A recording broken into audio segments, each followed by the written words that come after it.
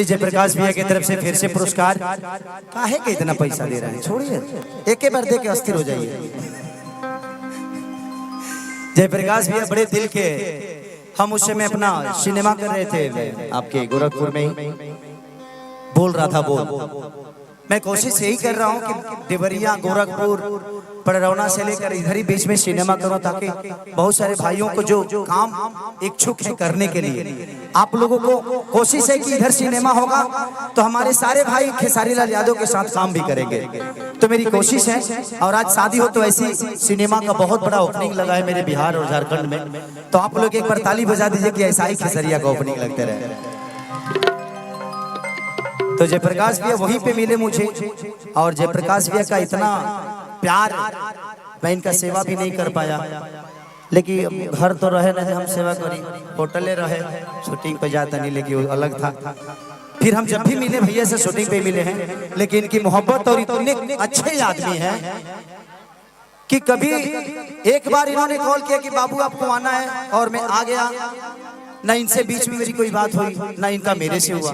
तो एक विश्वास इनका इतना अपने भाई पे था, और मेरा भी विश्वास था कि हम जा रहे हैं तो अच्छे जगह पे जा रहे हैं। और आज मुझे समझ में आया कि मैं जिस गांव में आया हूँ वो इस धरती का खूबसूरत गांव है, जहाँ पे सिर्फ मोहब्बत बसती है। आप जैसे लोग हैं देवता रूपी श्रोता, जिन्होंने आज इतना प्यार दिया। जयप्रकाश भैया के बदौलत ही आज मुझे प्यार मिला। शुक्रिया अदा करता चाहूँगा जयप्रकाश भैया का और इनके करजन साले साहब का। हम नमो तरह भुलाते नहीं हम, लेकिन ठीक बात, जिन्होंने ऐसे खूबसूरत जगह का हिस्सा बनाया और ऐसे कार्यक्रम का हिस्सा बनाया। आज थोड़ा थोड़ा पीछे हट जाइए।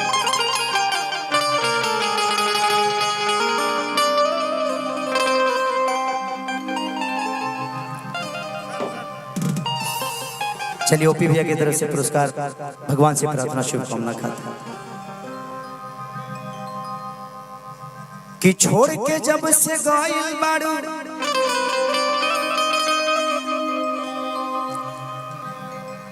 कि ना रोग भइल बा भारी रे,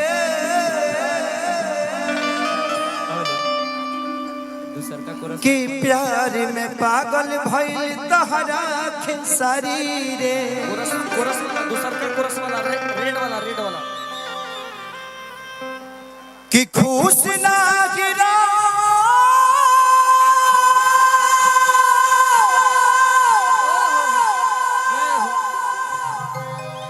खुश ना गिरा हो बैबू,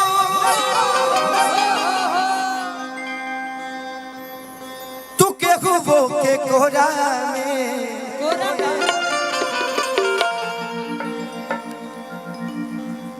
कि दिल तोड़ के गइल हुए जा, बसलू करा सिन्होरा में,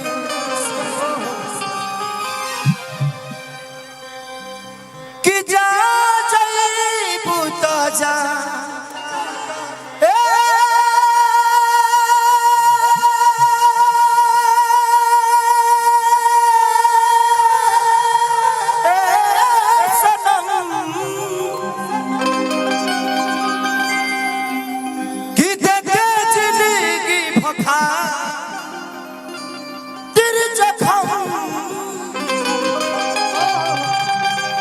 तो जनी सोचा हमारा बारे में,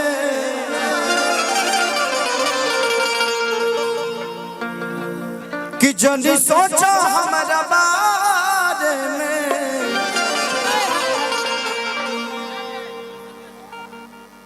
कि तोहरा खातिर हमारा मोइल ना रहे, प्यार काल्हि परसो,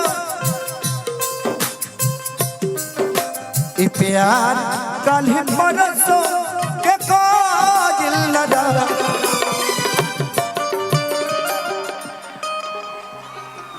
भुला गइल वैसे जैसे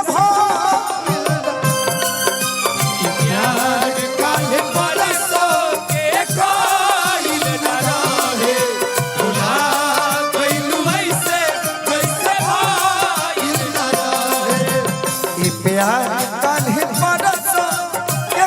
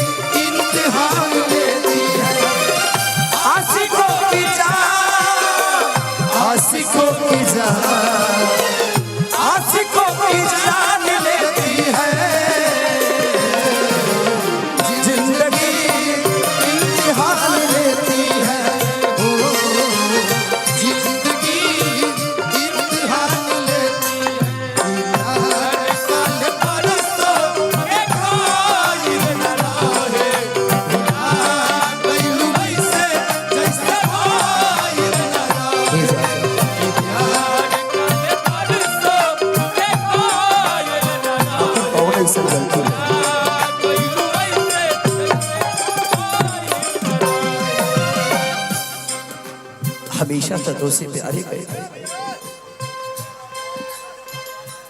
हो गंगा के पानी जैसा प्यारा ये पपीता गंगा के पानी जैसा प्यारा ये पपीता तोहरा के मन ले रहन जाने देवता पीता तोहरा के मन ले रहन तेरे गम में जिया करेंगे तेरे गम में जिया करेंगे गम कम नहीं होगा तो पिया करेंगे लेकिन याद रखना हम मर जाने के बाद भी यमराज की मोबाइल से तेरे मोबाइल पे मैसेज दिया करेंगे गंगा के पानी जैसा प्यारा ये पपीता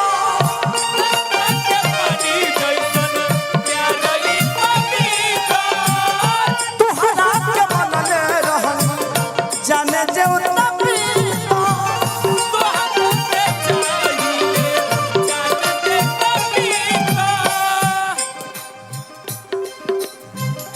तोहरा के मन ले रहनी जाने देवता पीता तुझसे पगले के हो दिल में हमारा हमर जान आज हर देश तुझसे पगले के हो दिल में हमारा जाने आई चाहे आइल ना रहे प्यार काल्हि परस के काजिल ना रहे भुला गइल वैसे जैसे भाजिल ना रहे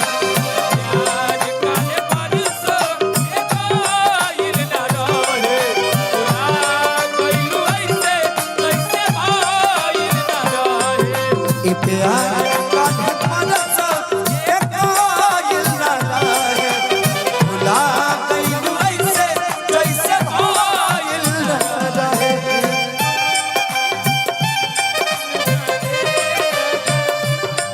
झूठा सही दुनिया को दिखाने आया तुम किसी और से मिलने के बहाने आया तुम किसी और से मिलने के बहाने आया ये प्यार काल्हि परस के काजिल ना रहे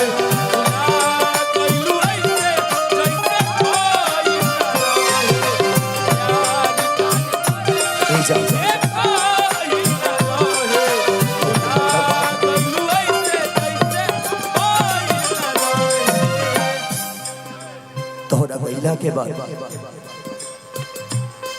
खेसरिया जियत कम मरत ज्यादा बाबू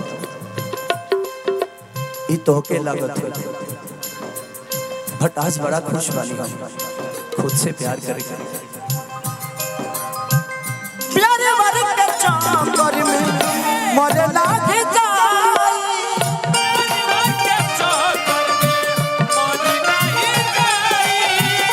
हल चल खेसारी फिरना गलती दोहराई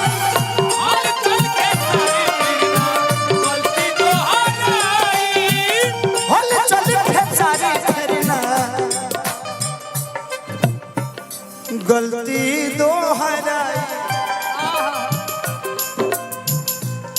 तू तो रहलू अपना मन के मालिक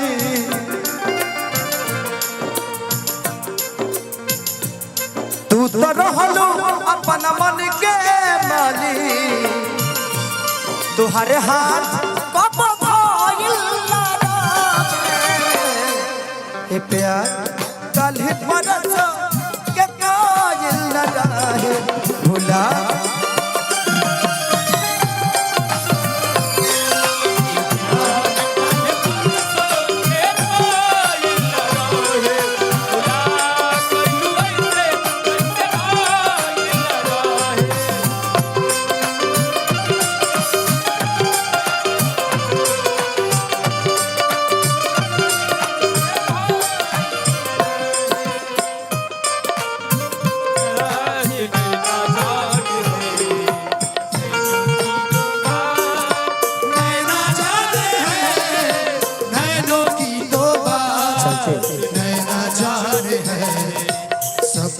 ये प्यार कल बरस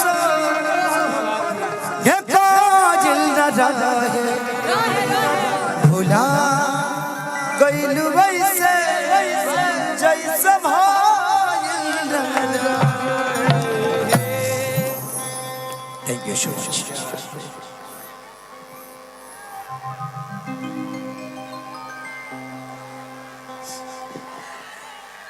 जिंदगी में